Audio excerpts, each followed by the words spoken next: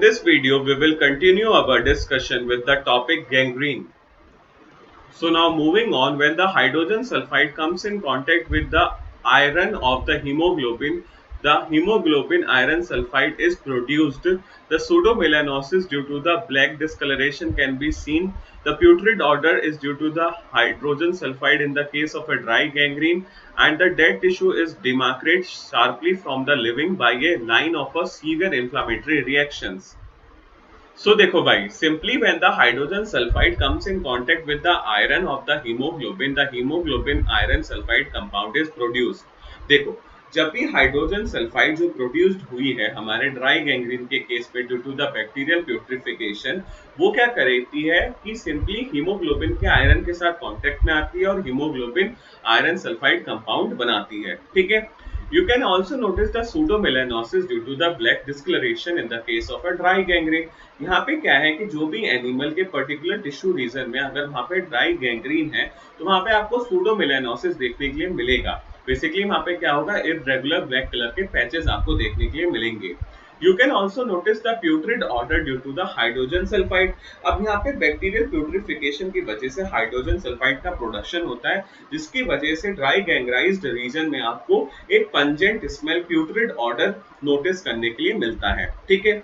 Moving on, the dead tissue is demarcated sharply from the living by a line of a severe inflammatory reaction. Basically gangrene क्या थी, किसी भी cell और किसी भी tissue reason का वहाँ पे नेक्रोसिस हो गया, वहाँ पे वो सेल और टिश्यू डेड हो गए, तो वहाँ पे क्या होगा, बैक्टीरियल इन्वेजन, जिसकी वजह से उस एरिया का प्यूट्रिफिकेशन शुरू हो जाएगा and then the gangrene will produce. तो वहाँ पे जो टिश्यू रीजन है वो क्या है, डेड टिश्यू रीजन है. तो simply the dead tissue region is demarcate sharply from the living by a line of a severe inflammatory reaction. मान लो ये ड्राई गैंग्रीन वाला एरिया है, ठीक है, और यहाँ पे लिविंग टिश्यूज है, तो यहाँ पे क्या होगा, एक सीवियर इन्फ्लामेटरी रिएक्शन आपको देखने के लिए मिलेगी between these two region that will demarcate sharply the dead one and the living one. ठीक है.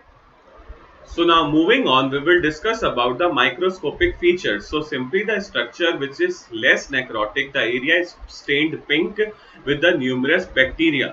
A few gas bubbles are evident by the clear spaces and an acute inflammatory reaction is present at the junction of the living and the dead tissue. So देखो भाई, अब हम लोग बात करेंगे about the microscopic features of the dry gangrene. So simply the structure where there is less necrosis, the cells of those regions will stain pink, having the numerous amount of bacteria, as well as there will be the gas bubbles which are marked by the clear spaces. Simply देखो, जो भी animal में आपने suspect करा कि वहाँ पे dry gangrene है, तो हम क्या करेंगे, माइक्रोस्कोपिक स्टडी के लिए वहाँ के जो भी लेस नेक्रोटाइज्ड टिश्यू हैं वहां से सेल्स को कलेक्ट करेंगे, उनको स्टेन करेंगे, तो वो पिंक कलर से स्टेन होंगे और उनके पास न्यूमरस अमाउंट में बैक्टीरिया प्रेजेंट होंगे, as well as those cells will have the gas bubble and it is marked by the clear spaces during the microscopic study. ठीक है. Moving on, you will also notice the acute inflammatory reaction between the living and the dead tissue. Basically जहाँ पे भी dry gangrene है तो वहाँ के सभी टिश्यू और सेल्स की डेथ हो चुकी है, तो वो जो डेथ टिश्यू रीजन है उसको लिविंग टिश्यू रीजन से सेपरेट करने के लिए एक acute inflammatory reaction take place करती है that will demarcate these regions sharply. ठीक है. Now moving on, we will discuss about the moist gangrene. So simply it occurs in the internal organ where there is abundance of the moisture and temperature is high. With the optimum condition of the moisture and the warmth, the growth and the spread of the saprophytic bacteria are very rapid.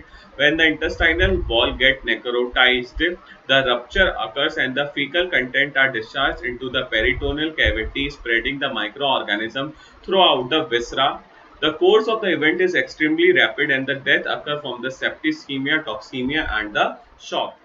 So देखो भाई, अब हम लोग बात करेंगे about the moist gangrene. So simply it occurs in the internal organs where there is abundance of the moisture and the temperature is high. Basically जो moist gangrene है animals में आपको इंटरनल ऑर्गन्स में देखने के लिए मिलेगी, क्योंकि यहाँ पे मॉइस्चर कंटेंट भी बहुत ज्यादा होता है और टेम्परेचर भी हाई होता है. ठीक है. Moving on with the optimum condition of the moisture and the warmth, the growth and the spread of the saprophytic bacteria are very rapid. Basically bacterial growth के लिए दो कंडीशन होनी चाहिए कि टेम्परेचर हाई होना चाहिए और अबंडेंस अमाउंट में मॉइस्चर होना चाहिए। तो सिंपली इंटरनल ऑर्गन में ये दोनों ही कंडीशन फुलफिल हो जाती है और सेप्रोफाइटिक बैक्टीरिया बहुत रैपिडली ग्रो करते हैं और स्प्रेड करते हैं। ठीक है। When the intestinal wall get necrotized, it will rupture and the fecal content are discharged into the peritoneal cavity, spreading the microorganism throughout the viscera. सो देखो भाई, सिंपली मॉइस्ट गैंग्रीन के केस में जो इंटेस्टाइनल वॉल है वो necrotise हो जाती है, वहां के सभी सेल्स और टिश्यू की डेथ हो जाती है, जिसकी वजह से इट विल रप्चर और जो भी फीकल कंटेंट था वो डिस्चार्ज हो जाता है पेरिटोनियल कैविटी में। अब जो भी फीकल कंटेंट में माइक्रो ऑर्गेनिज्म से they will spread through out the viscera of the organism. ठीक है। Moving on, the course of the event is extremely rapid and the death occurs from the septicemia, toxemia and shock. अब basically जो course of event है, course of spread है saprophytic bacteria का, ये इतना जल्दी जल्दी होता है एनिमल की बॉडी में, जिसकी वजह से उस एनिमल की डेथ हो जाती है due to the development of conditions like systemic infection और सेप्टिसीमिया, टॉक्सीमिया एंड शॉक। ठीक है। Now moving on, we will discuss about the macroscopic feature of the moist gangrene. So simply the gangrenous tissue is moist, red, green, grey or black in color as a result of the iron sulfide formation. The odor is extremely offensive due to the hydrogen sulfide. The putrefaction produces the gas and numerous gas bubbles are present within the tissue. The intestine is distended with a large quantity of gas. The no sharp like demarcation between the living tissue and the dead tissue can be seen. सो देखो भाई, अब हम लोग बात करेंगे about the macroscopic feature of the moist gangrene. So simply the gangrenous tissue is moist, red, green, grey और black in colour due to the iron sulphide formation. Basically जिस भी टिश्यू में गैंग्रीन फॉर्मेशन है वहां पे क्या होगा, moisture content high होगा, उसका कलर रेड भी हो सकता है, ग्रीन भी हो सकता है, ग्रे भी हो सकता है, ब्लैक भी होता है due to the presence of iron sulphide. ठीक है। The odour is extremely offensive due to the hydrogen sulphide. अब यहाँ पे जो गैंग्रीनस टिश्यूज है वहां पे क्या होगा, हाइड्रोजन सल्फाइड का प्रोडक्शन होगा, जिसकी वजह से बहुत एक्सट्रीमली ऑफेंसिव ऑर्डर और स्मेल आपको देखने के लिए मिलेगी। ठीक है। Moving on, the putrefaction produces the gas and the numerous gas bubbles are present within the tissue. अब प्यूट्रिफिकेशन की वजह से वहां पे क्या होगा, गैंग्रीनस टिश्यू में डिफरेंट गैस का प्रोडक्शन होगा, गैस बबल का फॉर्मेशन होगा। ठीक है। As well as the intestine will get distended due to the large quantities of the gas, और जो intestine है वो भी एकदम से फूलने लगेगी due to the large production of the gas and the gas bubbles. ठीक है। There will be the no line of demarcation between the living and the dead tissue. Basically moist gangrene के केस में आपको dead tissue region और living tissue region के बीच में कोई sharp line of demarcation देखने के लिए नहीं मिलेगी। ठीक है। So now moving on, we will discuss about an important note. So simply the specific type of the moist gangrene frequently observed in the animal and due to the invasion of the tissue by the various clostridial organisms like Clostridium perfringens, Clostridium chowai, Clostridium septicum and Clostridium novae. These organisms are inhabitants of the soil and the digestive tract. They enter into the wounds of the various type. The injury to the tissue result in the necrosis, and in this necrosis, tissue organisms grow and multiply. They produce the toxin that kill the surrounding tissue. They then invade the necrotic tissue, spread throughout the body and bring about the death. It can be seen in the case of a black water and the malignant edema. So देखो भाई, अब हम लोग बात करेंगे about an important note. So simply the specific type of moist gangrene frequently observed in the animal due to the invasion of the tissue by the various clostridial organism. Basically क्या है, animal में कि specific type की moist gangrene develop हो जाती है due to the invasion of the tissue by the different clostridium organism. ठीक है। वहां पे कोई क्लॉस्ट्रीडियम परफिंजिस का बैक्टीरिया जाके इन्वेड कर सकता है, क्लॉस्ट्रीडियम चौवाई जाके इन्वेड कर सकता है, क्लॉस्ट्रीडियम सेप्टिकम जाके इन्वेड कर सकता है, क्लॉस्ट्रीडियम नोवाई जाके इन्वेड कर सकता है, जिसकी वजह से एक स्पेसिफिक टाइप की मॉइस्ट गैंग्रीन एनिमल में डेवलप हो जाती है। These organisms are inhabitant of the soil and the digestive tract. अभी जो Clostridial organisms हैं ये हमें soils में और digestive tracts में देखने के लिए मिलते हैं. They enter into the wounds of the various types. The injury to the tissue result in the necrosis, and in this necrosis the tissue organism grows and multiply. Basically क्या है, ये किसी भी एनिमल में वुंड्स के through entry करते हैं।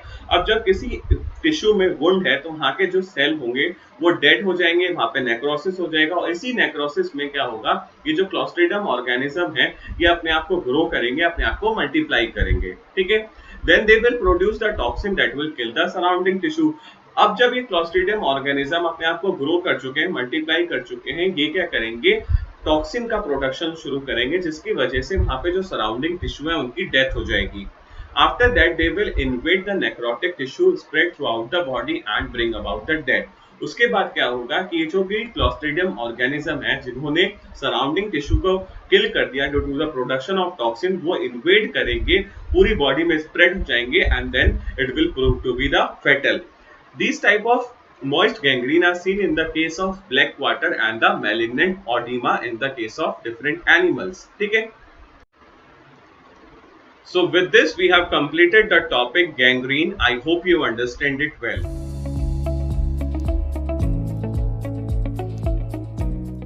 So that's all for this video. We will meet very soon in the next one.